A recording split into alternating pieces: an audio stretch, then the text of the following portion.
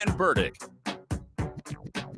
Well, good morning, Bakersfield, surrounding communities, and everybody watching online on YouTube, Twitch, and Facebook Live. This is the Early Bird Special right here on this 4th day of September. My name is Chris Burdick. That is Sparky, and it is finally here. Week 1 of the NFL has upon. It's here. It's here, Sparky. It's the best time of the year. We have our opening game tonight as the Dallas Cowboys head to Philadelphia to take on the champion Eagles. It's banner night. We've already heard the Eagles will not be out there for the banner being hoisted up, says head coach Sirianni. I mean, don't blame you. You got to focus on the season. But we have a fantastic show for you coming up today. Plenty to talk about, including Junior Caminero's home run ball being stolen away from a fan. That's making its way around the internet right now, amongst many, many other stories that we've got to get to all over the place here in the world of sport. Once again, I'm Chris Burdick. That is Sparky.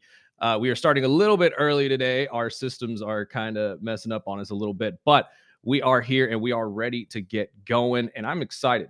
I'm very, very excited for this game tonight. We're going to finally see some NFL football. I know most of you have been watching football all weekend, much like I. College football was already here. The football season has begun. We realize that. But when it comes to NFL football, professional football, there's nothing like it.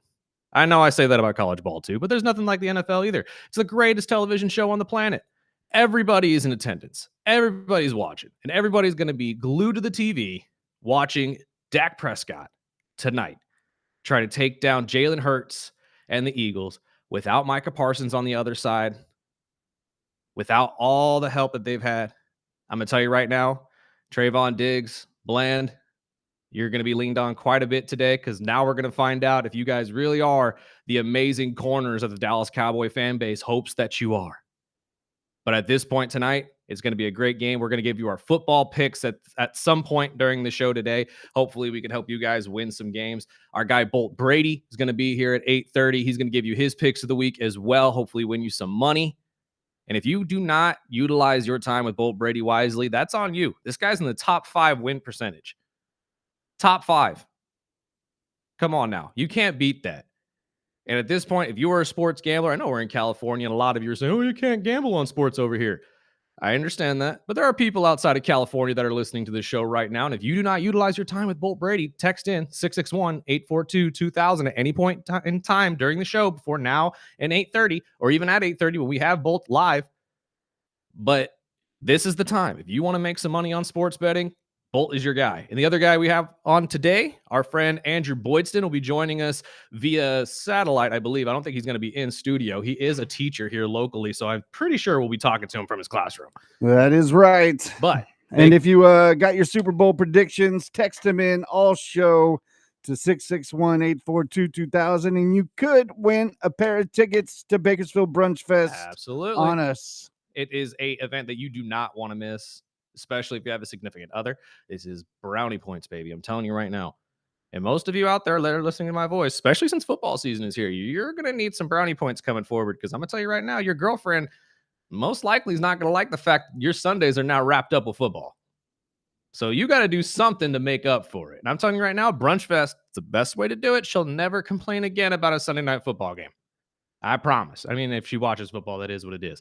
But this is an event that you want to go to. So text in 661-842-2000. Even if you're not in the Bakersfield area, we realize these are Bakersfield-based gifts. But if you're not in the Bakersfield area, still text in or chime in down below at the YouTube chat. We'd love to hear your Super Bowl predictions, and we could still hook you up. We got some t-shirts to give away. We'll get your information. We'll get it out there to you. But let's start with this game 1 of the NFL week 1, as we see the Dallas Cowboys and the Eagles get ready to take each other on. Banner night. What are you expecting outside of some incredible football tonight? A rivalry game. I think a lot of people are expecting some massive viewership numbers just because of the two teams that are playing. America's team, quote unquote, is part of it. And at this point, much like we've said since the beginning of the summer, when the Dallas Cowboys are in the news, usually people listen, especially since Jerry Jones is starting to show himself as the dumbest GM in Dallas outside of Nico Harrison. But it is going to be an interesting sight tonight as we see some guys don the silver and blue for the first time. George Pickens getting his first shot with the Cowboys. I think the Cowboys will look better than a lot of people expect. I think so too, but you're going up against the Super Bowl champion team that didn't lose a step, didn't lose a player. It's a whole new season. I know. And that's what I'm wondering is, are the Eagles going to come out with that same kind of hunger that we saw at the end of the year last season that led to that incredible run into the Super Bowl and obviously winning them the Super Bowl? You're still behind one of the best offensive lines in football with arguably the best running back in football. I would assume that you're right. I don't think Dallas is going to look as bad offensively as people think. I think defensively you're in trouble, obviously, because Micah Parsons was probably, I'd say, 60% of your defense in Cowboy land. So we're going to see what we will see this or tonight. I apologize. And honestly, if you're somebody that has Saquon Barkley on your fantasy team, I think you're salivating right now. I genuinely do. I think this game is going to be a coming out party for the Philadelphia Eagles. Like I said, we'll get to our picks here in probably about half an hour or so. Help you guys hopefully make your picks as well for the week. And if you're in like your business pools or anything like that, be weary. I know it's a good strategy to go up against some of the easier teams when you're on those kinds of things, especially those single elimination knockout ones, which are all the rage now in offices. I've noticed everybody's doing a single elimination knockout. The one and done. Yeah. I have been playing in one of those for about 5 years. I finally won last year by week 6. Right. People started risking or reaching into picks. And when you have 70 plus people playing, I have 3 entries, so I'll have one that, okay, I'll use this one to kind of reach. And the good thing is once you pick that team, you can't pick them again. Right. And I usually don't touch Thursday night games because usually during the season, those are the short weeks. Obviously with the first game, that doesn't really count, but I'm not touching this Eagles Cowboys game. Just no. I know the Eagles will probably pull it out, but it's week 1. This is true. And I mean, upset watch is always around the corner when the season is just starting out. We need to see, like I said earlier, what we're going to get out of the Philadelphia Eagles. Are they going to be hungry? Are the Dallas Cowboys going to come out pissed? Which I doubt, to be honest with you. The only person I've seen that's actually talked out about this trade was CD. That's it. No one else has really said a peep, maybe out of fear of their job, but I don't know how much these Dallas Cowboys are going to have rally-wise without one of their most vocal leaders. Most key players. And I'll introduce Rich Eisen, who is now officially an ESPN host, and he had this to say about Philadelphia. We have an opportunity if the Eagles win, only the second time in the National Football League to have back-to-back champs. I said it. Chiefs went back-to-back. Eagles can go back-to-back. Last time that happened, the Dolphins and the Steelers did it in the early 70s. We have a chance. It's real, and it's potentially spectacular. For sure. And that's why I wanted to bring up, it's week 1. It's the first game, and this is the perfect time to get everyone's Super Bowl predictions. 100%. And not only us, which we'll get into ours, but I want to know how many Raider fans legitimately believe they're going to have a chance. Well, everyone knows, Adam Schefter about, he's made his name just by being the key reporter in the NFL, and he released his Super Bowl predictions yesterday. My Super Bowl pick is the Tampa Bay Buccaneers, who I don't think are talked about nearly as much as they should be, as one of the stronger teams in the NFC versus the Baltimore Ravens. I just think the Buccaneers have the fewest amount of question marks of any NFC team right now. Just my feeling. I love Shefty. What do you think about that one? He's crazy. Again, they're going for their 5th straight. If you're watching the stream, you could see exactly why I think he's crazy. And I'll just leave it at that. Go look at it on YouTube. You'll know exactly why I believe he is crazy. But Tampa Bay is a great team. Don't get me wrong. Tampa Bay, he's right. In terms of question marks in the NFC, they got probably the least amount, I would say, outside of maybe Philadelphia. I don't know why we're forgetting Philadelphia off that list there, Adam. But yeah, Tampa Bay getting to the championship, although would be a nice thing to see, I guess, for the people in Tampa Bay, because that's the only people that are actually going to be cheering for that. I don't see that happening. But again, like you just said, it's the beginning of the year. Anything can happen. We don't know what we're going to get throughout this season. There's And always the if Tampa can turn around and look surprise like Tom team. Brady years, I mean, shoot, And maybe I'll be eating crow at the end of the year. Tampa's looking to win their 5th division and Don't get me started. going to Vegas. I mean, the Bills are the favorite in the Yes. AFC, and of course, the Philadelphia Eagles are the favorite in the NFC. Which is incredible to me that the Bills are edging out the Ravens right now as the leader. Although I understand you have the MVP and Josh Allen. We look at the Ravens roster up and down. They are far superior, in my opinion. It's than the tougher Buffalo to Bills. not pick Baltimore. It really is. And that's why I'm saying that I think that a lot of the lack of respect, I guess, that goes towards that has to do with everybody's wondering, is Lamar Jackson a contributor in the playoffs? I said it on our sister station just a couple minutes ago on First Look when we were doing our picks. As much as I love Lamar Jackson, he doesn't exactly do great in playoff time. And I know a lot of people are saying, well, Buffalo doesn't either. Well, Josh Allen shows up. Josh Allen always shows up. It's the rest of the team that usually doesn't. So in this case, it's the exact opposite. A lot of the players on Baltimore are ready to show up, but we don't get that spectacular game at a Lamar like people want, especially in the playoffs when all the pressure's on. So everybody's really starting to be concerned with, is Lamar a guy or is he just a regular season hero? That's what worries me. And that's why I didn't take Baltimore or Buffalo. I think Josh Allen is probably, I mean, he won the MVP for a reason. No, 100%. I mean, he's a stud, but I don't think they built a better team around him this season. No. I think this offseason I don't know if they were more worried about just keeping the core there, but they missed out on several defensive players. They lost a couple. The receiving core I'm not sold on. And, we'll see what James Cook is. He was the touchdown stud last season, but can he do it again? But see, that's the thing. As much as I would love to say that his touchdown numbers last year are going to show that he can do it again, we've seen plenty of running backs go and lead the league in touchdowns and then the next year be complete non-factors. Raheem Mostert. Look at Jamal Williams too. Like, I mean, these guys are great and they're fan favorites and everybody loves to cheer for them. But we made the point when James was holding out originally, and he's saying he wants to be paid top running back money. You look at your statistics, dude, outside of touchdowns, you're in the 20s. Yeah. You're very mid at running back compared to everybody else that's starting in the league. So doesn't really warrant your money being increased that much. Now, granted, he got his pay, and he is a big part of this offense in Buffalo because, as Sparky just said, not really a whole ton of help outside of him.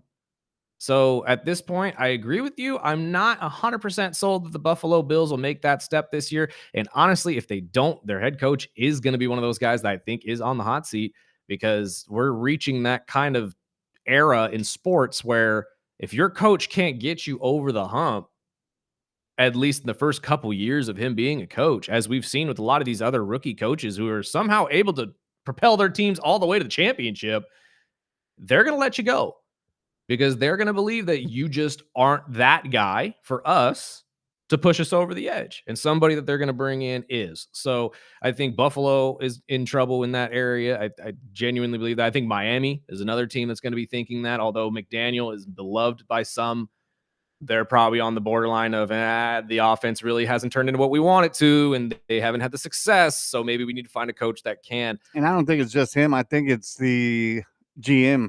Yeah. I think Chris Greer has been around for way too long. Yep. And he hasn't had any receipts to show that he's done anything. And you know what's funny? I was just talking about this because McAfee was talking about this right before the Parsons trade, but the Packers were talking about the same thing when it came to LaFleur and their GM because they've been there for 7-8 years without any success, or at least Super Bowl success, I should say. So at this point, how long are you really going to justify keeping a coach that hasn't gotten you over the hump? Now, the GM obviously went out and made a massive play, bringing in Micah Parsons, and probably saved his job, to be completely honest with you.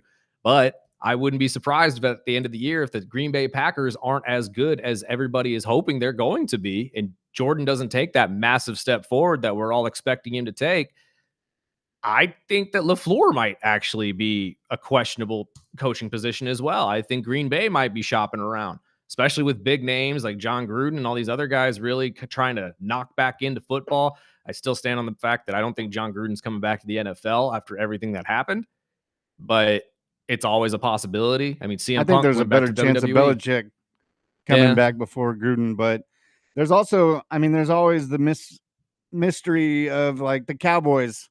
If the Cowboys, just fell out and looked like crap, Yep. knowing Jerry, he's got plenty of draft picks. See, but And I've heard a lot of rumors about Dak is probably on his way out if they don't prove anything this season. And you take away his key defensive player right before the season starts. So, I mean, he brought in Pickens. They got a whole different backfield. We'll see what Dallas looks like tonight. But I'm wondering if this coach that they brought in is on a short leash as well. well, just bringing him in this year, I think you at least give him a year, You although would we've been think. shocked before. You're right. It's Dallas. But Jerry blaming anybody but Jerry for what's going on is kind of what's laughable to me. You know what I mean? Like Jerry Jones making the decisions he's made, all the hoopla that he stirred up this offseason due to the Micah Parsons situation and the trade that took place, the conversations we understand. And now Mulugeta has come out and said Parsons wanted to be in Dallas. He never wanted to leave. But Dallas decided to play hardball. And this is what happens in today's sports, that if you decided to play hardball like that, they're really going to combat you and they're going to tell you, hey, we don't have to be here. We are talented athletes that make your team look good, my friend. You need to start realizing that. But Jerry Jones being Jerry Jones, if they do end up firing the head coach after 1 year, would you be surprised? Not really. But I don't know if you could really blame what is most likely going to be I don't want to say subpar year for the Cowboys, because I do agree that they're probably going to be better than people think. But now with this Parsons trade, I don't think a lot of people think they're going to be very good at all. So I'm saying more of like, you could probably get to about 7, 8 games with Dak Prescott in this offense. But I think the defense is going to start being shown that without Parsons out there really wrecking shop and making these quarterbacks' lives a living hell, your corners aren't going to look as good as they used to. Your secondary in general is just not going to look as good as it used to. Your run game, or run stop game, I should say, is going to falter big time. I'm very curious to see how good this defense is in Dallas, because that's really what's going to be the last straw or the hammer that drives down the nail. It is, what can you do to stop offenses, not necessarily score. You've got plenty on offense, but much like we say about the Cincinnati Bengals, if you don't have anything on the defensive side, I hope you could score 50 points a game, homeboy, because you ain't going to be able to win any football games unless you can. And I We'll don't know see. if Dallas can. I don't think Dallas is going to be as bad as everyone expects, but that's just my opinion. But we'll take our first break, and hopefully this log will jump back into place, and then we'll have Andrew Boydston joining us at 7:30. He's a Colts fan, so I'm sure I'll get my bet finally. Woo! We'll see right after this break right here on the Early Bird Special.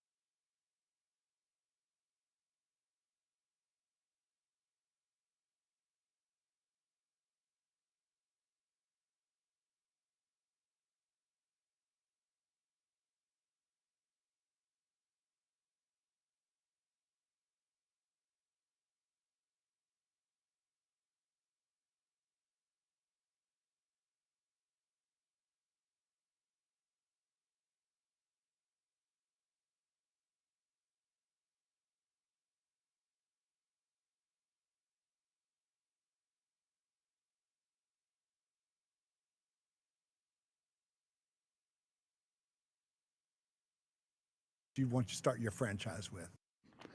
Yeah, it's going right back into national again. Well, that is unfortunate. This is the early bird special right here on 101.1 FM, 1230 AM, ESPN Bakersfield. Dealing with some technical issues. We apologize, but we are working with what we got. And at this point right now, we have been talking nothing but NFL football, as we should. It is NFL football week 1. Game 1 tonight, Dallas and the Eagles. Plenty more to check out this weekend, though, right here on ESPN Bakersfield. You could listen to the Chargers and Chiefs live from Brazil tomorrow, starting at 4:30. And then on Sunday, we're going to have the Raiders at the Patriots bright and early at 9:30 for you. Lions at Packers as the Bakersfield boy takes on the rival at 1 o'clock. And then, as we mentioned earlier, the Ravens will be at the Buffalo Bills starting at 4 Sunday night. And that'll be a fantastic game to end your weekend as we go into Monday Night Football week 1 with the Minnesota Vikings taking on the Chicago Bears and Caleb Williams. And at this point, I think the biggest question marks of the season are really going to get answered here in week 1. Let's talk a little bit about that 1 o'clock game as the Bakersfield boy and now newly acquired Micah Parsons, if he plays. There's still a little bit out there that says that he may not play a lot in week 1, if at all. I stand on my take yesterday or the day before. It says I probably wouldn't play him at all week 1, just to give him a week to figure out the defense and then bring him in week 2, maybe week 3, and kind of give him the full reins of the position. But right now, everybody's really more worried about the Detroit Lions and what we're going to get out of this team after the departure of their offensive coordinator and Ben Johnson headed to Chicago, and Aaron Glenn obviously headed to the Jets. It is at this time, too, they lost 8 other coaches underneath those guys who have helped create what was the culture in Detroit, along with head coach Dan Campbell. And at this point, Campbell, I think, is just trying to grasp at whatever he can to keep that kind of mojo and that success together, because we saw probably the most successful season in Detroit Lions football last year in most of our lifetimes.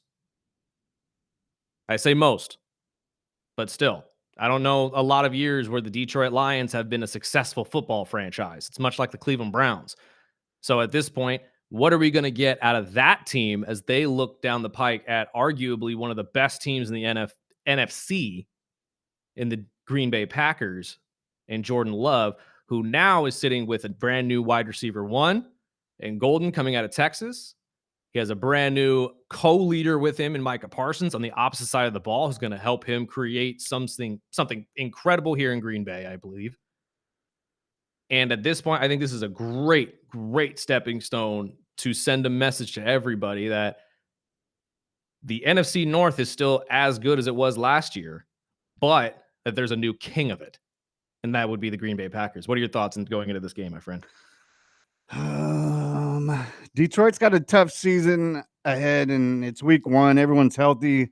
I think that defense is going to look tough. I'm not sure what to expect out of Green Bay.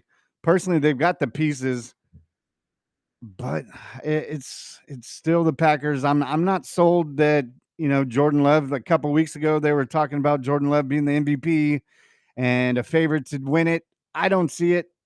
I think there's going to be big steps with, some of the young pieces, whether it's Golden or, I have a lot of faith in Josh Jacobs. Oh, 100%. And I'm just not sure about that offensive line 100%. I know there's been moving pieces.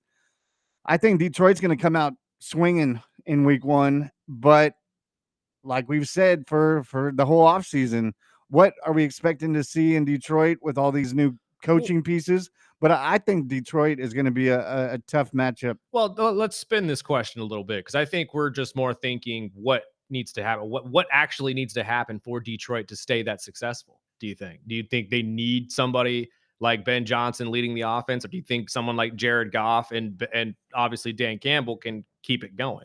I think they'll be able to keep it going. I think it'll look different. I think they ground and pound it a lot more this season, but I think Goff being an older vet now, he's got the pieces. St. Brown, Jameson, the running backs are both healthy. Mm-hmm. Hopefully they can stay healthy all season. We've seen that they haven't been able to, but with the backfield, I think they're going to be tough.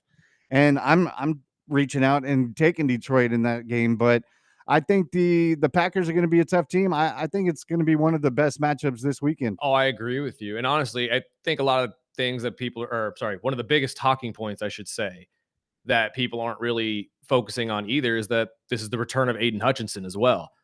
And Aiden was quickly on his way to being Defensive Player of the Year last year before the major injury. But I also say major injury because that takes a lot to bounce back from. We will see if Aiden's able to do that this year. I hope he is, because the defensive talent that boy is, it's otherworldly how good some of these defensive ends have become. Like, I just can't understand how someone that size can move that fast and dictate the game that much. Like, I know it's funny to hear, but it's just when you really sit there and think about it, And he's a freak. he's a freak of nature. All these guys are. Myles Garrett, him, Micah Parsons, they are all freaks of nature. Trey Hendrickson is too. Like, these guys are massive, massive human beings. And we forget that these injuries take more of a toll than we think. We think that once they're back healthy, quote unquote, and on the field, that the pain is gone and all that type of stuff. It's all lingering. This type of stuff lingers for quite some time. I mean, for those of you who have been listening to the show for a long time and know about the car accident between me and KG, I just barely had my first PT yesterday. And by God, did I not realize how much pain I was still in. And I've been here every day. So it's like you really don't understand what happens with these injuries lingering going forward. But I believe that if Hayden can turn it around, or I shouldn't say turn around, if Hayden can come back to what he was last season and just get right back in the saddle and be just as good as he was before he left, I think the Detroit could potentially still be as successful, because that's what really boils down to it, is how good this defense is going to be able to hold some of these guys. The offense is going to be there, in my opinion. Jared Goff has always been an accurate quarterback. Granted, a lot of people believe, his success is only because of the coaches he's had. I think he kind of thwarted that last year with Ben Johnson. I think everybody coming into it thought that he was just good because of Sean McVay. That's okay. I There's kind of always an understand. excuse with this guy. Right. But I think that he's kind of showed the NFL and everybody that he should be taken seriously. This guy was a number 1 overall pick for a reason, and it's not because he's a slouch at the quarterback position. I genuinely believe that if he can step up once again this year and just be the accurate cannon that he always is, that they will be successful on the offensive side. And if that is the case, all you need is somebody on the defensive side to step up, whether it be Hutchinson, Branch, Alonzo, if he's still there. I think Detroit could still be successful, but you're going to have to get out on a positive note this weekend in Lambeau, which is going to be a tough ask in week 1, taking on this brand new Packer team that has a lot of hype, has a lot of momentum going into week 1. And honestly, I kind of understand why. They do look great. So I think this is going to be probably it's hard to say that this game is going to be bigger than the Buffalo Bills and Ravens game this weekend, but it's also hard to say it's not. It's a division rival, afternoon game, a lot on the line, and it's a big question mark for both teams. Especially if Detroit might get lucky and have no Micah on the other side. But we'll take our break. We'll see if we can get Andrew Boydston in this after this break. And if you'd like to win some Bakersfield Brunch Fest tickets, like we said at the beginning, just text in your Super Bowl predictions, and we'll pick a winner by the end of the show right here on the Early Bird Special.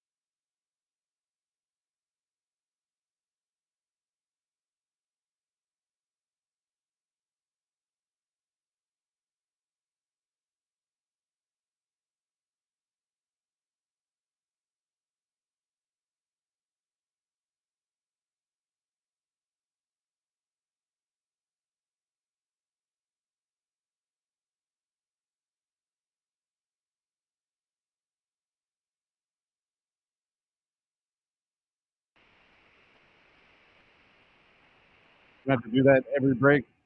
I'm a god. No, I think I know what the Going to issue change is. out again in 20 minutes. Yeah, I hope not. It is on the top of the hour. Oh God, it is Every what it hour. is. It is what it is. I'll figure it out. I promise. You can run the show because I'm about pissed off. I get you. This is the early bird special right here on 101.1 FM, 12:30 a.m. ESPN Bakersfield. We have been dealing with technical issues all morning, but I think Last couple put days. a Band-Aid on it. I think I put a Band-Aid on it. We'll figure it out here in the next couple minutes. But we are still awaiting our first guest of the day, Mr. Andrew Boydston, local comedian. He is probably running late as a teacher. Obviously, he is somebody who is very, very busy this time of year, and I expect him most likely to either text us and or just jump in here pretty soon. But if he does not, we understand. We get it. It's all good. We can always talk to Boydston tomorrow and or a different time. But NFL football is here. So obviously, we're just going to be talking football all day. And yes, I just got text messages. The Bosa boys count too. Relax. Just because I didn't say their name doesn't mean they're not freak defensive ends. The point more was just game changers, game wreckers. I mean, it's all about Parsons right now, Trey Hendrickson, and these other guys. And until Nick Bosa and Joey Bosa can actually prove that they could stay on the field, meh. I'm not going to put him in the category just yet. Do we have Mr. Boydston? We do. Sir, how are you? I am doing fantastic. How are you boys? Oh, cannot complain, good sir. Are we ready for school today? Are these kids about to get the great learning? Oh, absolutely, absolutely. We're learning about the Tong Dynasty and the achievements therein in that dynasty. So that'll be a lot of fun for them. Interesting. Yeah. Now, I am not keen on all of this, so I am horrible at history. I'm not. Full disclosure, the only history I care about is sports history. So. Oh, I mean, like, it's really funny. I actually got to get onto a kid. I posted it at the beginning of the year. I don't know if you saw it, but one kid was sitting there making fun of my team because Danny Dimes got announced as our quarterback. I did see your Facebook post on this. Yeah. And he's a, Cowboys fan. And I asked him, I was like, what's your team? And he said the Cowboys. And I just leaned in and stared through his soul. And I said, yeah. And I said, the last time your team won a Super Bowl was 15 years before you were born. And everybody in the class just went, oh. I get the point. I really do. But my friend, you're not exactly in the same. Like, you've gotten one. I'll give you that. Hey. Did I see it? Was I alive for it? Yes, fair. I was. This is fair, but let's not kill the young generation. Let him have some hope, man. He has to deal with Dak Prescott every Sunday. We them boys, right? Well, speaking of the Colts, we gotta put our bet down because our Dolphins and Colts rarely meet up. So throw it out there. I'll take whatever you need. I'm not sold on this game, so I'm on the fence. I'm up to anything except going on stage. Grand. I will not go on stage, but that's probably the only thing you won't take. Dang it! I was hoping that was going to be an option. Well, whenever I look at that game, it's just like, who's going to lose it for the team? Exactly. Who's going to lose it for themselves? If you guys just run out the clock with Jonathan Taylor, it wouldn't be that big of a deal. Well, no, and like, I can't remember. Like, you don't have a great run defense, right? I think that's the only good defense we have. Oh no! All right. Yeah, well, you got to remember they traded away the secondary.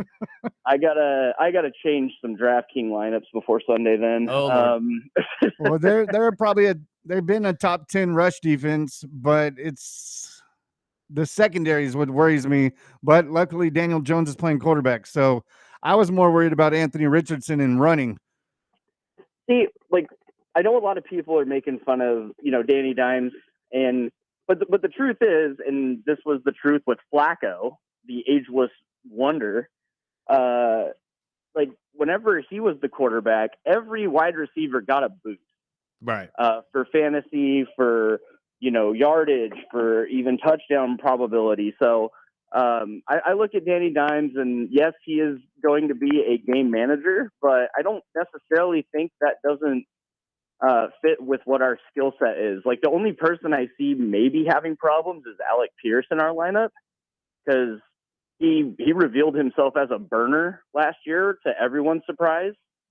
You just saw those long bombs from Anthony Richardson to him in those couple of games that they played together. So I think you're right. I think it's going to be a beneficial thing for the Colts with, Daniel Jones. We've talked about this for the last couple of months because we all thought Daniel Jones should probably get that starting position.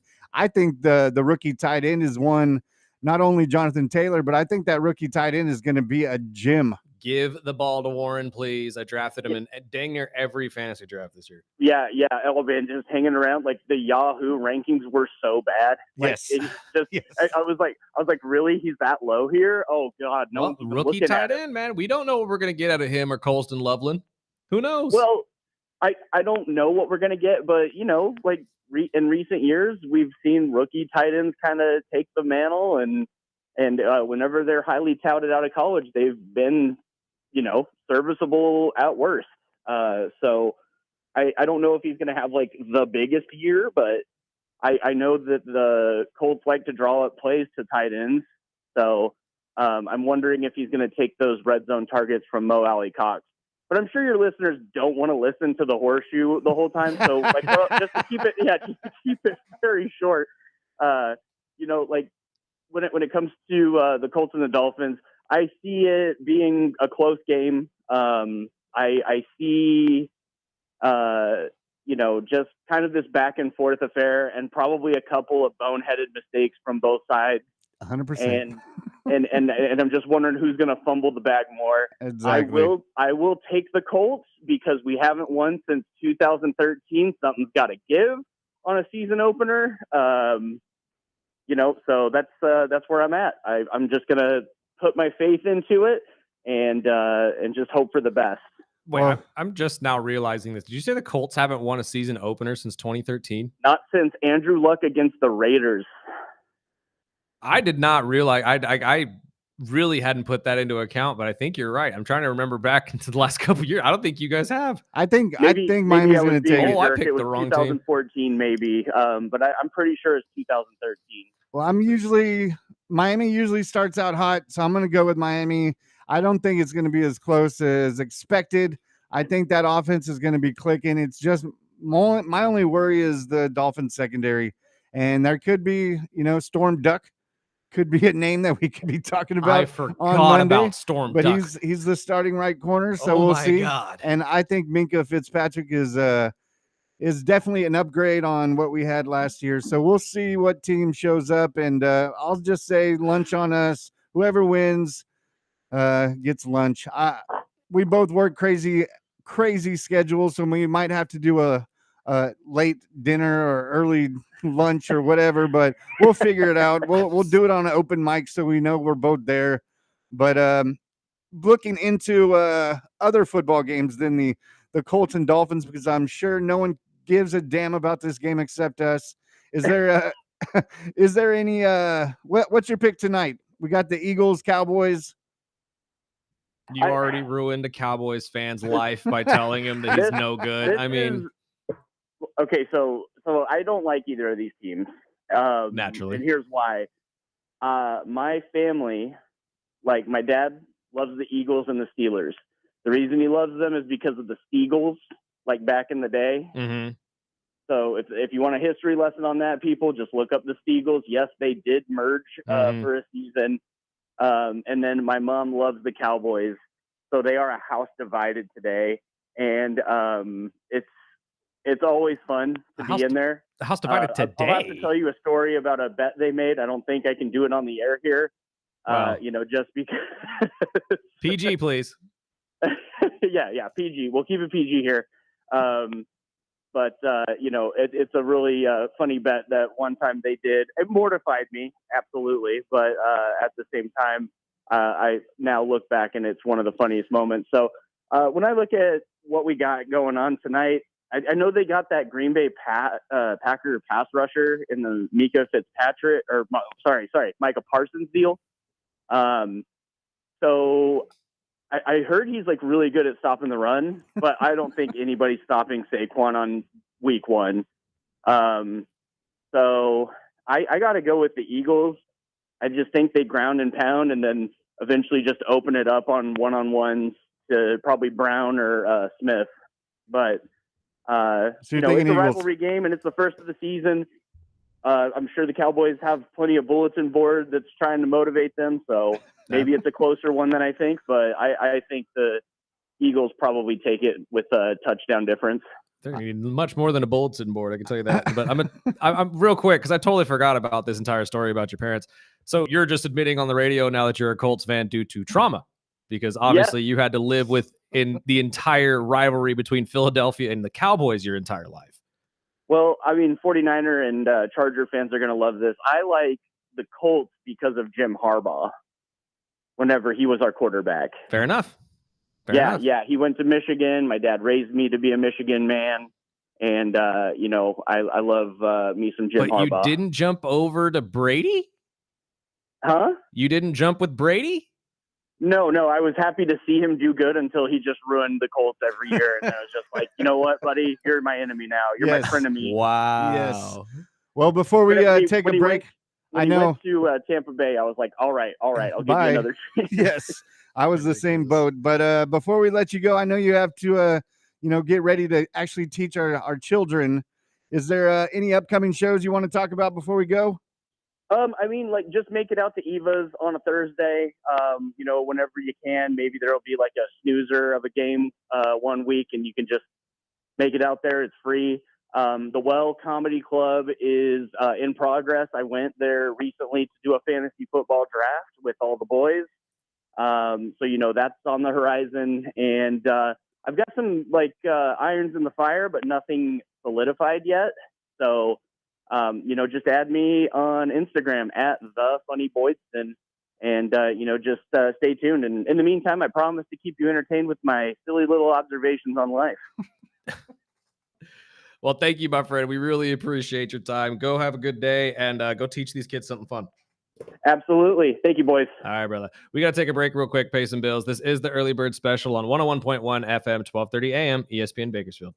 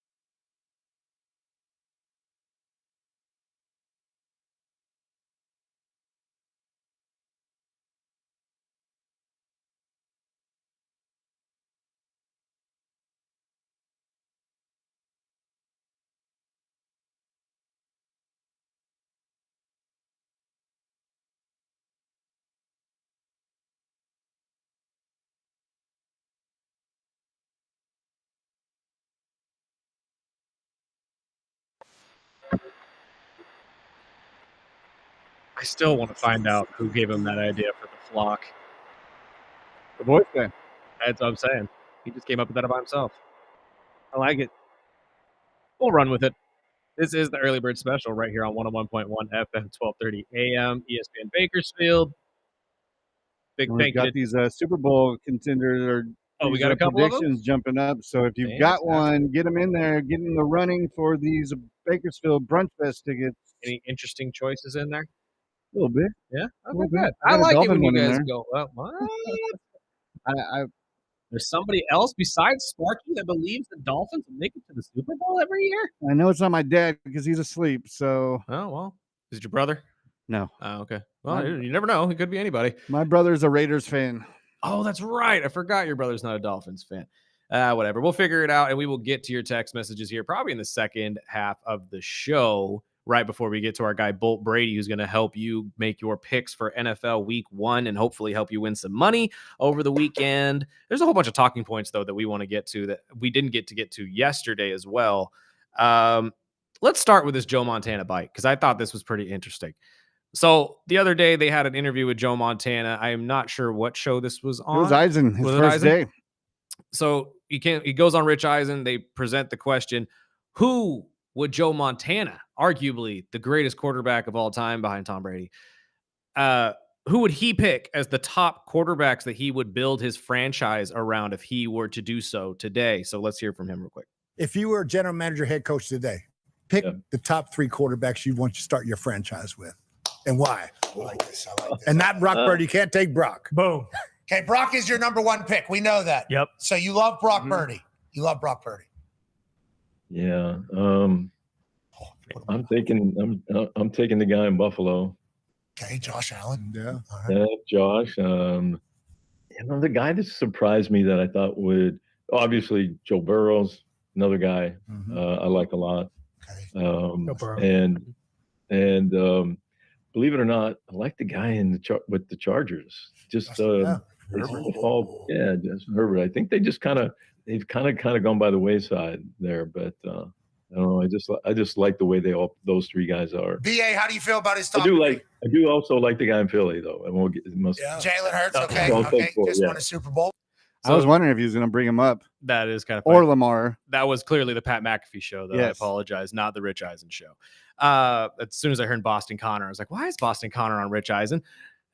Regardless, that is an interesting top 3. I would love to get everybody else's as well if you want to text in 661-842-2000. But I'm going to put a caveat on this. You're not allowed to pick the AFC 4. You're not allowed to pick Patrick Mahomes, Josh Allen, Lamar Jackson, or Joe Burrow. A little easy when you got those 4. So if you eliminate those 4 in any capacity, which 3 quarterbacks would you want to start your franchise with? Personally, I'd go with guys much like what Joe said. I love Justin. I feel like Justin Herbert, if he was on the right in the right situation with the right guys, he could potentially be a great quarterback for anybody to build around. Love Jalen Hurts.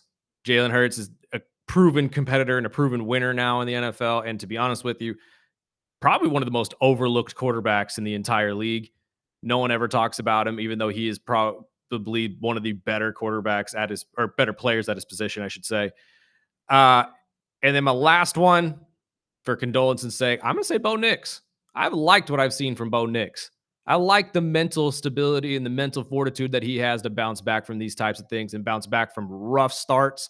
And that's a great sign for teams going forward, especially if you're a Denver Broncos fan, because when you are on a team that sucks, which everybody's going to be at some point in your career, you want a guy that's going to be able to stand there and say, you know what, this may suck, but I'm going to help you get through it. So those are my top 3. What about you, Spart? I know I left you with a minute. I apologize. I think I would go the opposite route. I think I would go with somebody like Kyler Murray. I think if he was in a better situation earlier in the season or earlier in his career, and same thing with Tua. I think if Tua had an offensive line, we've seen what he could do in 3 seconds. It's true. I wonder what he could do in 5 seconds. One of the most accurate quarterbacks in the league. And if I couldn't touch, Lamar or Hurts. But you could touch Hurts. Hurts is on the table. I would take Jalen. Okay. I mean, Jalen seems I took Hurts. to grow out where he's an all-around great quarterback. You know, it's funny. We didn't choose guys like Jared Goff, Dak Prescott, and a lot of these other guys we've been talking about all day. But chime in right now, 661-842-2000. Who are 3 quarterbacks that you'd want your franchise to be built around? That's not the AFC 4. We'll be right back. This is the Early Bird Special.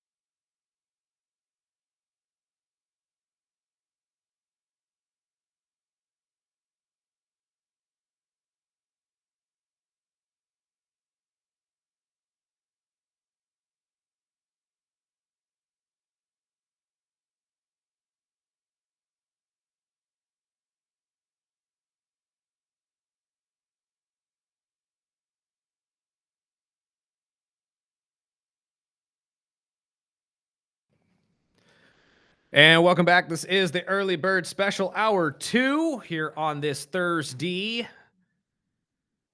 the inaugural day of the 2025 NFL season. Week 1 gets underway tonight. Again, you can listen to it right here on ESPN Bakersfield as the Cowboys head to Philadelphia to take on the Eagles. That'll be starting at 3 p.m.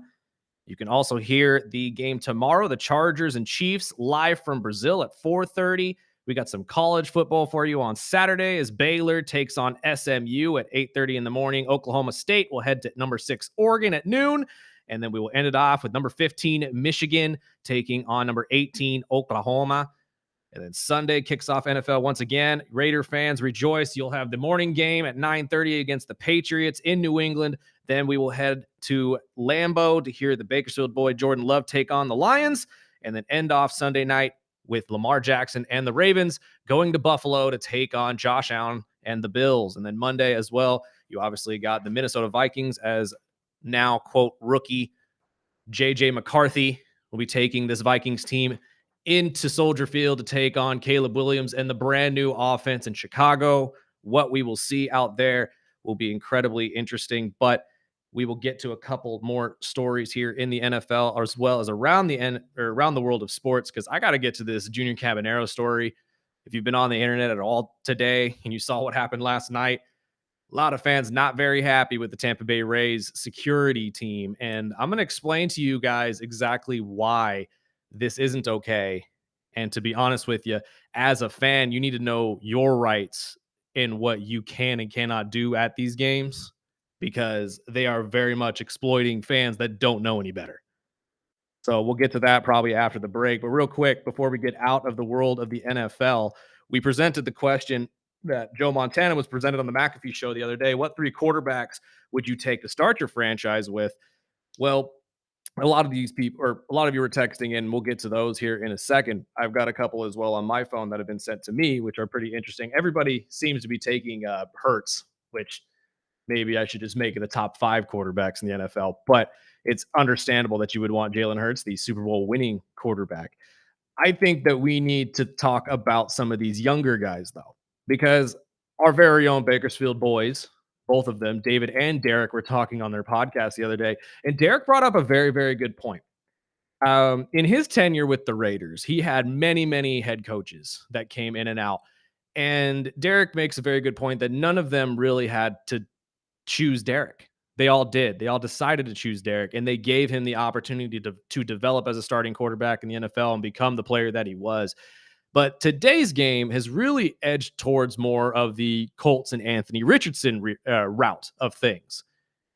If the young quarterback isn't really going to work out for you in the first 2 years, they usually just throw him away. I mean, we've seen guys like Sam Howell now have struggles finding a job. Kenny Pickett now being on that ledger.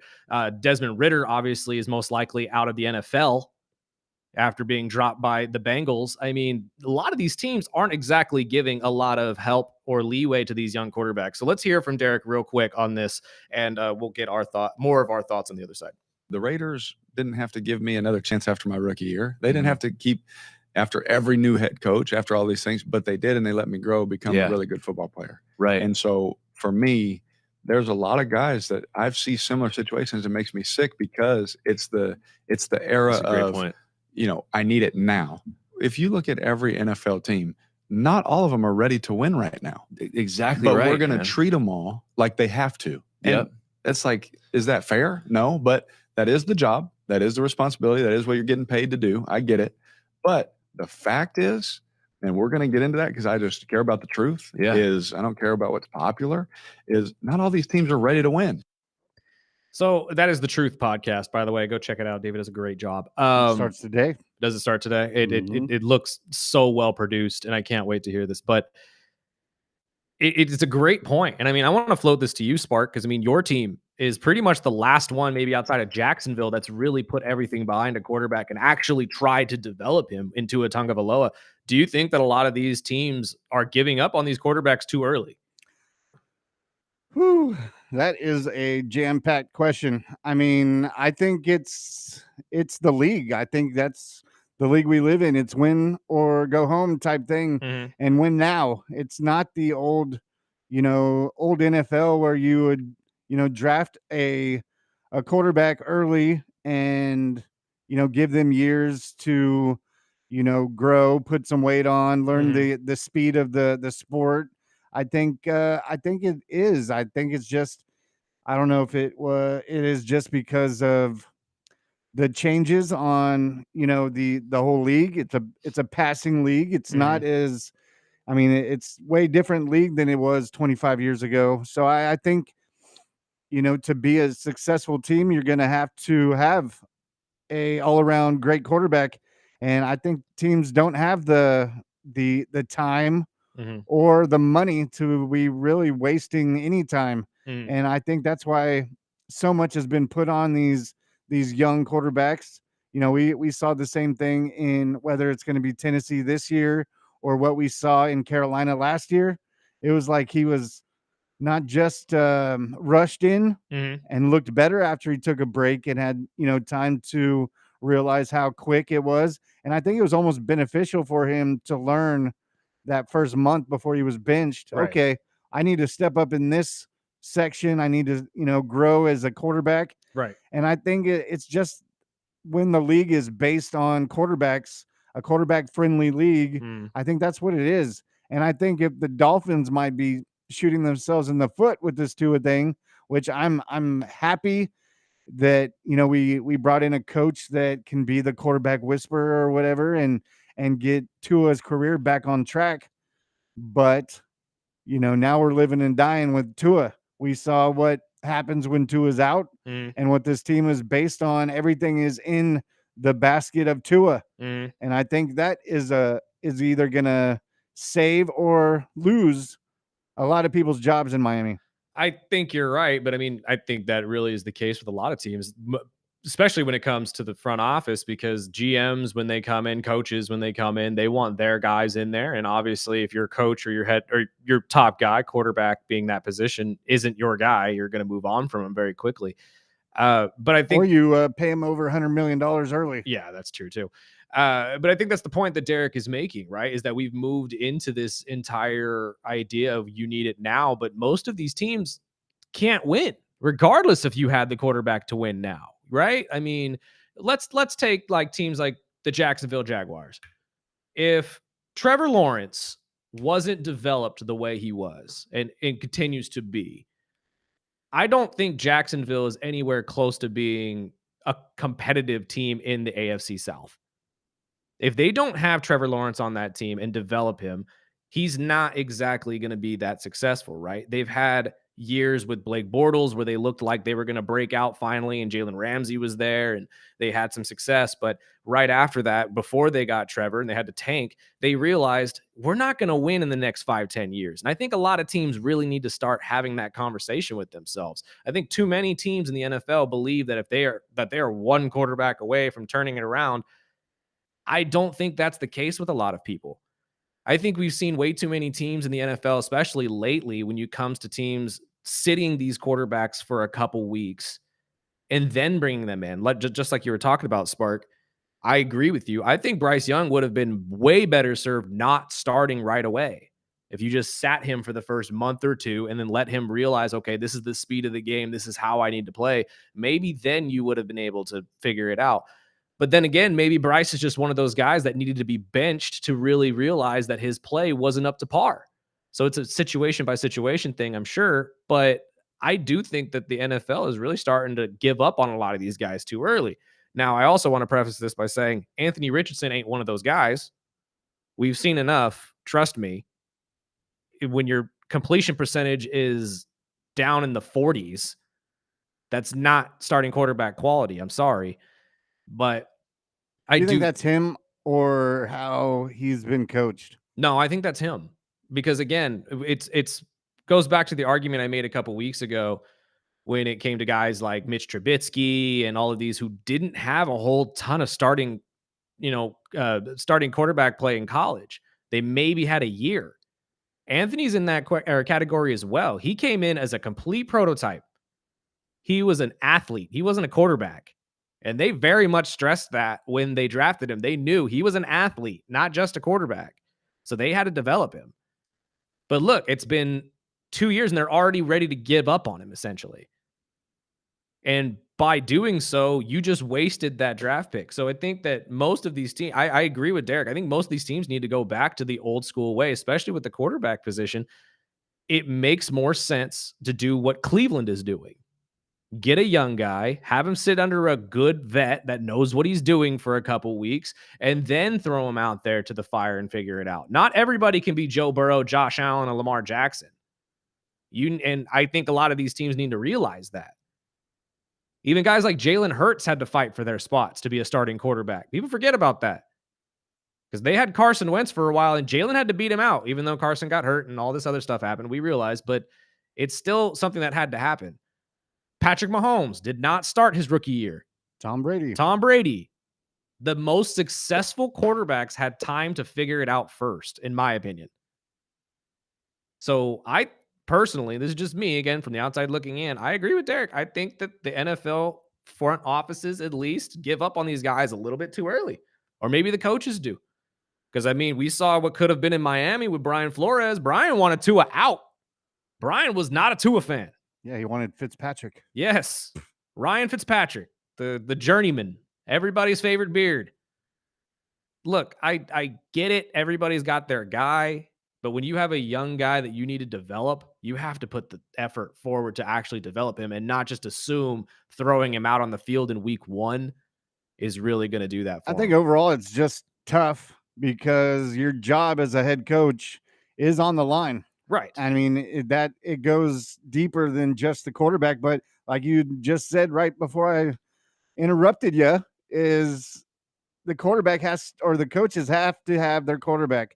If a guy comes in, there's certain franchises like Jacksonville or, coaches that have to come in and that's your quarterback. Right. It's not something that they can build their own way, their own path. And I mean, that's why we're seeing a lot of these teams that are kind of almost stuck in the mud because they are adopting, the job. It comes with Trevor Lawrence. It comes with this quarterback. And I think the more successful teams are teams that built from the ground up. Right. And to be fair, though, in those kinds of situations, when you're coming into a team that has a great quarterback and you're not moving away from them, that's you taking a job. Yeah. You know what I mean? Like that's you taking the job and knowing what's coming in. I feel like in certain situations, like if you come into, let's say, I know this doesn't count, but let's say the Dallas Cowboys did sign their head coach and they didn't have Dak there and there was a big question mark, right? That's different. They could have gone in getting Shador, made all of this a his guy kind of a situation. But it's certain coaches don't have the luxury of being able to come in and change up everything. I realize that. But you're also being hired to develop the guys that are already there. They know what they got when they took the job. Exactly. And that's, I think, one of the main reasons. But I have to echo the sentiment of the Truth Podcast. And I cannot wait to listen to this episode. It's going to be great. And it makes sense why Derek hasn't exactly done the media tour at all since retiring. Because obviously he wants to save it for himself and, share these stories with everybody. And I can't wait. These are the best podcasts, in my opinion. But let us know what you guys think. 661-842-2000. Are you a guy or a girl that believes that these teams are giving up on these young guys a little too early? Should the Colts have given Anthony Richardson the benefit of the doubt? Because personally, I'm of the belief, and from what I understand, if Anthony showed any kind of improvement at all, they would have kept him as the starter in Indianapolis. And I'll throw in one of these texts since you're bringing up AR. He says Anthony Richardson asked to be taken out of a game because he was tired. He's a joke of a pro. Oh, 100%. Again, I'm not saying Anthony didn't add to his own benching. That is not what I'm saying at all. But that also goes into our argument, right? Anthony was not developed correctly. Anthony was thrown to the fire week 1. And let's be honest, we were all excited the first week we saw him. We were like, oh my God, this guy looks great. Then he gets hurt. And now he becomes who we see him as now. Not saying it was because of the injury, but I am saying that if he had a couple weeks, maybe to develop his game and become a quarterback and actually figure out how to throw an accurate spiral to somebody, maybe he'd still be the starter in Indianapolis. Yeah. But they didn't do that. That's why the guy that drafted him is not the coach anymore. Right, exactly. But we'll get into some of your texts, and feel free. I'll remind you guys, we are a fantasy show as well. I've got your fantasy lineup questions. Feel free to send them in because I'll tell you right now, not to pat myself on the back, but you're talking to two champs. Oh, you're talking to two champs. Look at you. I didn't have to say it, but I mean, I've won a couple years. I'm not going to. I win every year, baby. And Well, we'll help you out anytime we can. Shoot in your lineup questions. And after we talk to Bolt, I'll list these questions right after this break. We are the Early Bird Special on ESPN Bakersfield, 12:30 a.m. 101.1 FM.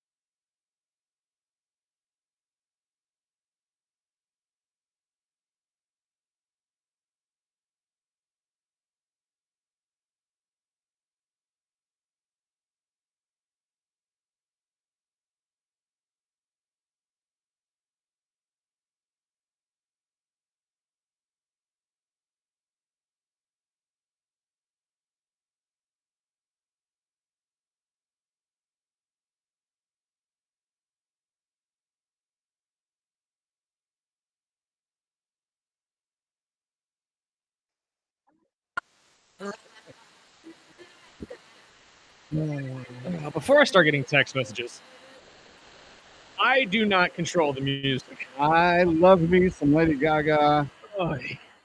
And my family watches that new, or that, I don't know how new it is, but that, Wednesday show on Netflix. Oh, the new season just dropped. I haven't watched any of it. Is she in it? She is in this new season. She's in it? Really? I didn't know that. Okay. I mean, I love Jenna Ortega. That was She's the only been reason fantastic. I threw her in. But I also saw just random news. But Josh Allen is coming out with his own cereal. Really? Yeah, it's called MVP Puffs. Love it. And all the money will go to a Buffalo Children's Hospital. Okay, so that's awesome. I love that. But leave it to the Buffalo Bills to make a MVP cereal the one year they get an MVP. Soak it up while you can. I'm just saying, I love Josh Allen, and I am a firm believer that some guys are career guys with one team. Not sold Josh is going to be a career guy with one team. Just throwing that out there. I think they're taking a back seat this year. But You never know. We'll see. We will see. Josh Allen is Josh Allen, but and I have him in one of my fantasy leagues. Of course, I have him in multiple of mine, so I'm very much leaning on him having a good year. And surprising, I have Burrow in a lot of my fantasy. I'm telling you, if you didn't lean on Joe Burrow this year, if you had the opportunity to take him in fantasy, you did yourself a disservice. This boy gets yards, and if imagine this, he almost got 5,000 yards last year. If they start out correctly, like they're hoping so, with the whole, starting the starters back in preseason, so they have the bad start back then, not during the actual season. If this works out for them, he could be throwing 5.5. He could be throwing 5,500 yards. And still miss the playoffs. Yep, unfortunately. But before we run out of time and Bolt Brady joins us, what did you have on home run balls? Okay, so yeah, this entire situation with Junior Caminero. So if you saw the video yesterday, Tampa Bay Rays taking on the Seattle Mariners in Tampa Bay. Junior Caminero hits his 40th home run of the season. Well into left center-ish area, right? And again, they're not playing in their traditional field right now, so you can't really see the ball where it goes, but it is clearly hit into a group of people. The guy who claims to have caught the ball and had it was then found by security, detained, and then he started recording himself as they, moved him to wherever they were moving him, and essentially trying to strong arm him into giving them the ball.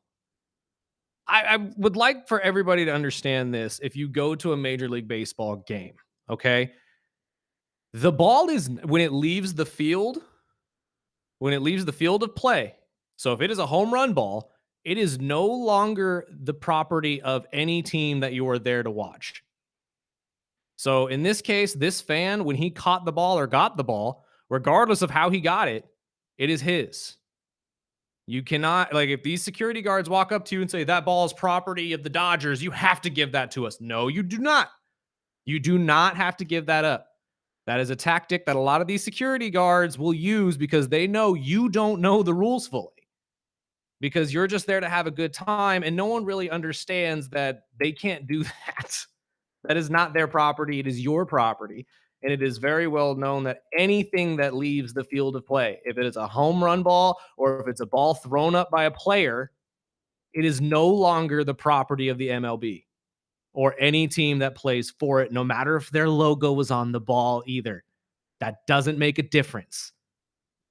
But what traditionally happens in these situations, especially when it's a big deal, is you'll get contact by security, say, hey, Junior wants that ball. It's a big deal for him. So what we're going to do is if you're okay with giving it up, we will give you a ball with his signature plus blah, blah, blah, blah. Signed jersey, some comp stuff. Yeah. So that may have been the case. That may have been what was happening, that he was being asked, hey, come with us. We need to talk to you about the ball, potentially get it from you because it's a big deal. And this guy is most likely making a big old muckety muck about this, because now I'm seeing that he was, ejected from the game and he was banned for the game for 6 months. And they took the ball from him. I was like, let's calm down. I don't think that's really the full story. I think that this guy thought that that's what was going on, but I did hear security in the back of this video tell him that ball is the property of the Rays. That is not the case. All I'm harping here, especially for people who love to go to baseball games as I do, my best friend was sitting right next to me when he got a foul ball at a Dodger game. It was one of the coolest memories that me and him have together. And we have a picture together at that moment too, which is awesome. But just know that if anybody approaches you at a baseball game and they say you have to give, no, you do not. That is not true. If you want to hold on to that ball, you have all the right in the world to hold on to that ball. So do not allow them to strong arm you into making that a thing.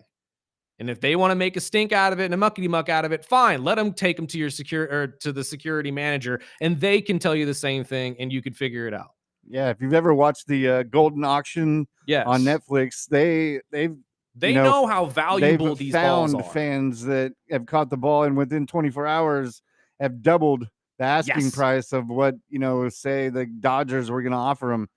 And a lot of it is going to the player. The player is usually the one that wants to keep it. Yeah. And I mean, I'll go into, I mean, there is a huge auction that I look forward to every year down in LA, and it is actually starting today. And there's all sorts of stuff. And a couple of them are home run balls that fans, I mean, I remember growing up where it was like the unwritten rule is if it was a different team's you throw it back. ball, you throw it out. Yeah. But it's a whole different world now in the collector's world. So, I mean, I can understand that. But when you told me the story and I read more about it, that's when I started seeing, okay, maybe he was just getting a little belligerent. I think that's more what it is that he thought the security was detaining him and forcing him to give the ball back. That's not the case. They traditionally pull you away from the game for a second and say, hey, all we're trying to do is say, he would love that ball. We can give you some merch, maybe give you a couple pair of tickets for a different game. They usually spice it up. They really do. But they know how valuable the ball is too. And if you know that that is a valuable ball and you do not want to give it up, you don't have to. So you do not have to just don't allow them to strong arm you into giving it up as well. Because that does seem to be what was happening at one point during that video. Because if you listen closely enough, you can hear not the initial security guard, the yellow shirt, but definitely one of the other ones next to him was saying, that ball is security of the Tampa Bay Rays. You have to give it to us. That is not true. Anything outside of the field of play, because they were claiming he jumped the fence, and by jumping the fence you were doing, it's like, no, that is not the case. If that ball leaves the field of play at all, that ball is free game for whoever picks it up. The first person to pick it up owns it. That is theirs. So that's my only harp on this. Don't believe everything you see on TikTok, please, because I'm gonna tell you right now, vast majority of what I see on TikTok is misinformation. So let's just take it a step at a time. I don't think this fan was actually banned from the stadium. I think that's a gross overreaction to what actually happened. But obviously, if this is true, we will be hearing about it very, very soon, because ESPN and a lot of sports reporters are not just going to let a fan be kicked out of a stadium like that for catching a home run ball and a team strong arming him. That's a little ridiculous. But we got to take a break real quick. We got our guy Bolt Brady on the other side. Hopefully we could help you win some money here in week 1 of the NFL. This is the Early Bird Special right here on 101.1 FM, 1230 AM, ESPN Bakersfield.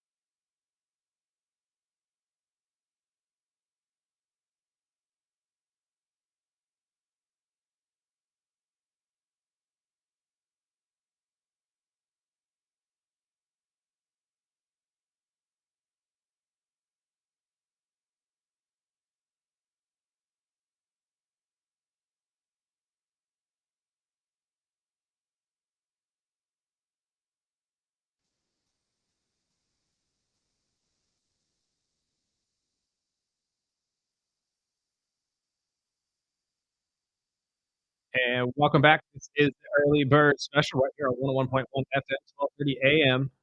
ESPN Bakersfield. And it's that time again, as we do every single week. I'm going to check in with our guy, Bolt Brady. Bolt Brady and his bro at the Believe Network. Sir, how are you? What's going on, guys? Are you excited as I? NFL Week 1 starts tonight. How are we feeling? Any key bets that you're looking at here in this Thursday night game? Well, I'm definitely excited, and yeah, this line was 7 points most of the summer, and then they had the trade, and it actually bumped up to 8, and now it's 8.5.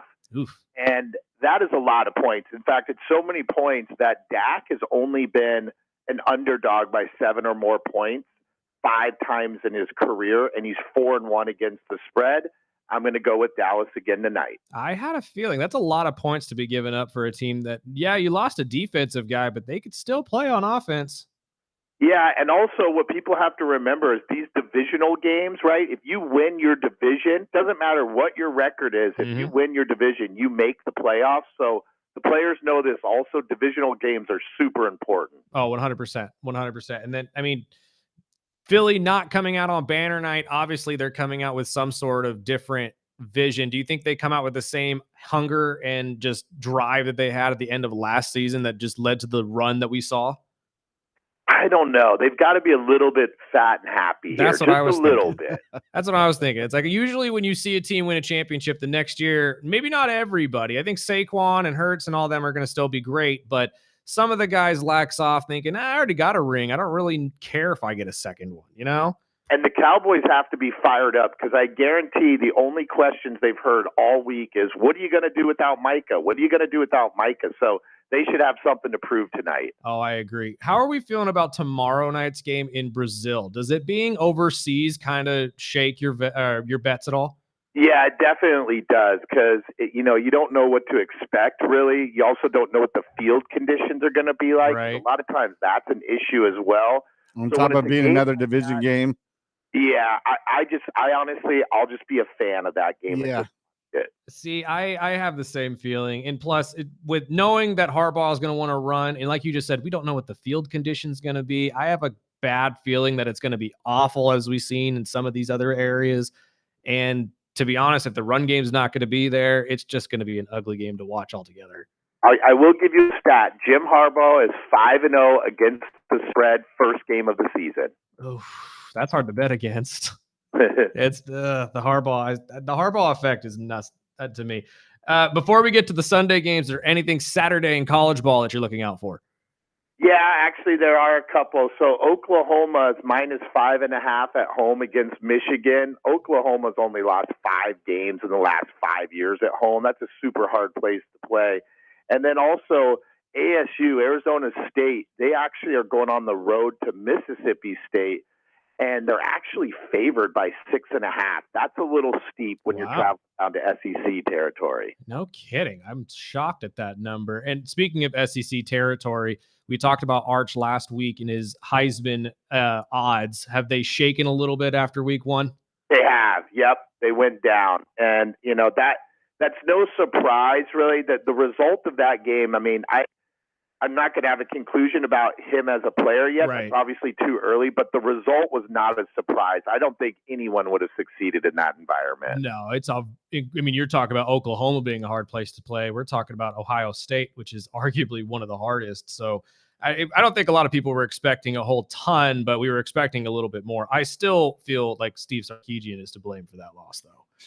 Red zone plays were not very good. Awful calls. I heard Desmond Howard on Eisen yesterday talking about that he thinks it's disrespectful to other college athletes that they're even bringing up Arch in Heisman when other players that were even in the running last year were, runner-ups.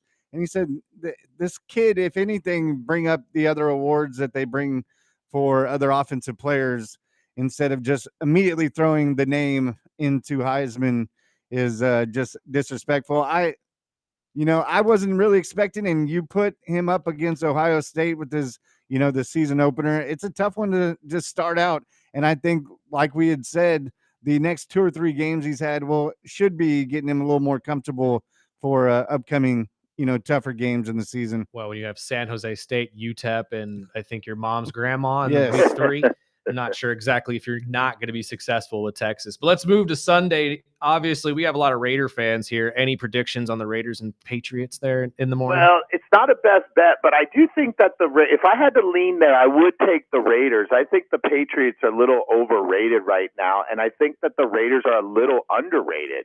I think it's definitely an upgrade at QB and Genty and the coach, so I would lean with the Raiders there. 2.5-point line is what I'm seeing right now at favoring the Patriots. But I do agree with you, especially with that. This is going to be a fun game to watch to start out the year. Any other main games you're looking for on Sunday? Well, let's talk about the Big Daddy, the Lamar versus Josh game. Wow. The revenge game for Lamar and the Ravens. That's going to be an awesome game. Normally, I would stay away from something like that, but I think Lamar and the Ravens are going to be pretty fired up for that game. I'll take the Ravens plus the 1.5 there. Now, we're talking MVP, or I'm sorry, we were talking Heisman odds earlier. MVP odds, I would assume Lamar and Josh are at the top of that. But do you have any like sleeper picks possibly that could sneak into that MVP race? Not really. I mean, those four AFC quarterbacks are just heads and tails above everyone. Yeah, that's what I was thinking as well. But there's something that makes me believe eventually we're going to get maybe a Saquon Barkley or somebody to break into this. I think they have to do something incredible. But the Levy's got to break eventually, right? There's a crazy stat out there that QBs have won like 16 of the last 17 MVPs or something ridiculous like that. It's almost a quarterback every year. That's what I'm saying. The Levy's got to break eventually. This can't just be a quarterback sole award. Otherwise, the NFL might as well just call it that. That's what it is. The MVP is the best quarterback in the league, and then the offensive player of the year is now the MVP of the NFL. Right. And as a Dolphins fan, I don't take it too serious because the Dolphins never get any love, but to be the underdog against the Colts is like, okay, that's a little wild sure, to me. Go ahead. I'll take that bet. And that's just me, not Bolt. But we had a question for you, Bolt. A listener asked if the weather really takes any effect on your picks, as he expects the game tonight to be a rainy one. Yeah, I've factored that in a little bit. Is it supposed to be raining tonight? I didn't even know that. What I looked up after I read it says 30% and windy. Okay, yeah, wind is more of a factor than rain, really. So once the wind gets up to 15 miles per hour, anything below that's not a big deal. But above that, wind starts to factor in quite a bit. If you ask any quarterback, any quarterback that's worth anything, they don't really sweat the rain too much. They can still fire the bullets in there. But when the wind starts cranking up, it also affects the kicking. So I watch the wind more than anything else. I have to agree. When that wind picks up big and those balls start sailing, it makes it super difficult to put the ball where you need it to. Any predictions on the Monday night game, Minnesota headed to Chicago? I actually do like Chicago in that game. Once again, it's a divisional game. They're home dogs. Everyone was really high on the Bears last year. I thought it was a little bit too early, Caleb coming out of college. I think this is the year that you see them excel. I have to agree one more time. And then I like Minnesota in that one. One last question for you. Way too early, we realize, but do you have an early Super Bowl prediction? We're asking everybody for theirs. I'm going to go with Lamar and the Ravens. Taking on who? That's a good one. What's that? Who's coming out of the NFC?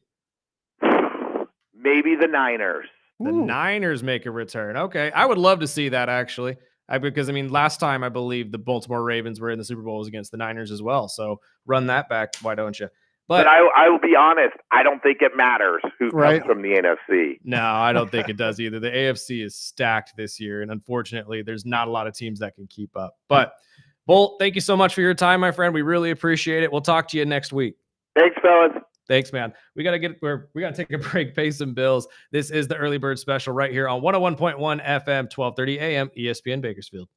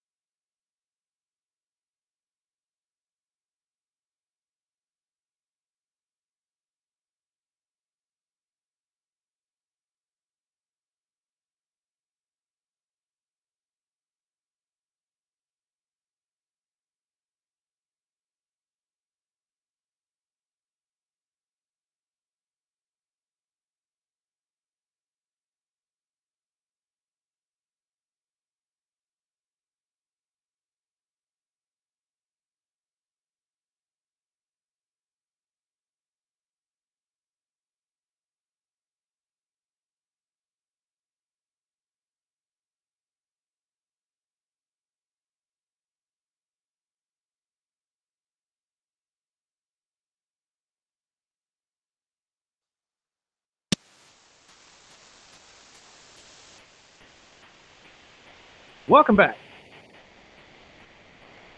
This is the Early Bird Special right here on 101.1 FM, 1230 AM, ESPN Bakersfield.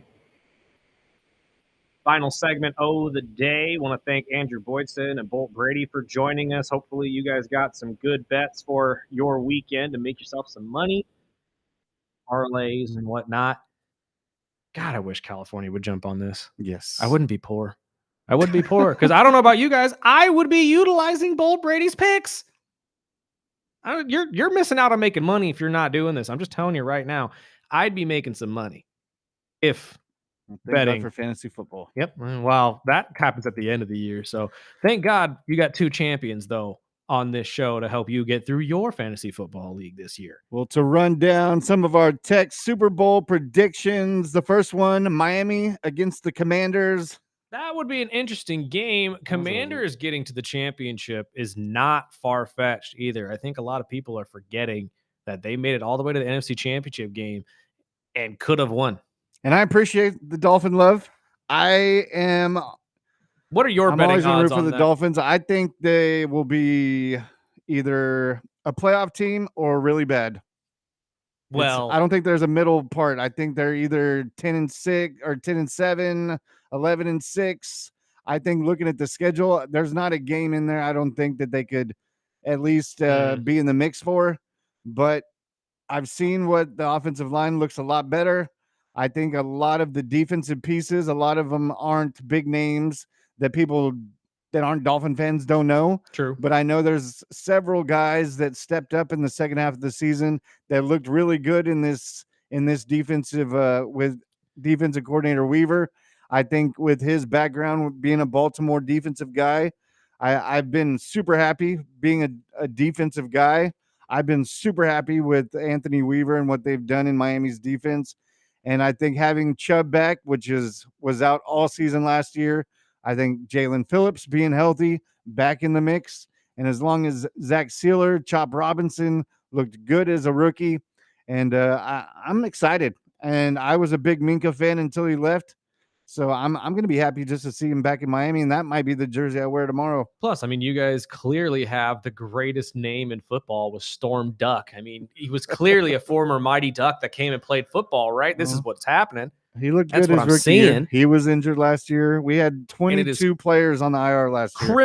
Criminal. I'm saying this now. This boy did not go to the University of Oregon. And A-Chain is going to be a beast. But I will also say everyone has been jumping on Ollie Gordon, which I'm pumped to see. What I saw in preseason. But people are forgetting about Jalen Wright. And yes, he didn't play in preseason, but this kid can run. But some other predictions. Another one, Commanders against the Broncos. That'd be an interesting game as well. I think we're going to get a lot of Commanders love this year, to be honest with you, just because of Jaden Daniels. Sophomore slump is still a possibility, though, folks. The next one says the Bills and Eagles. Bills and Eagles. I would die to see the Bills win that game. That'd be so much fun to watch. But I'm still loving that we have yet to hear a Kansas City Chief. The next one says 49ers over the Ravens, 30-21. Oh, we got a score with that one, too. This is the Bald Warrior. Blessings on your day, gentlemen. Blessings on yours as well, sir. 30-21 against the Ravens. The Niners getting some payback on the Ravens after the last time they met in the Super Bowl and the lights went out and everybody's fun. I think it would be a great story as well, obviously, since the Super Bowl is in Santa Clara this year. There is a little bit of drive from the San Francisco 49ers to be able to make it to the Super Bowl. But let's not forget, you guys kind of threw away half your offense this year. So let's see if Brock Purdy is Brock Purdy, because this is going to be a tell-all year for him, I think.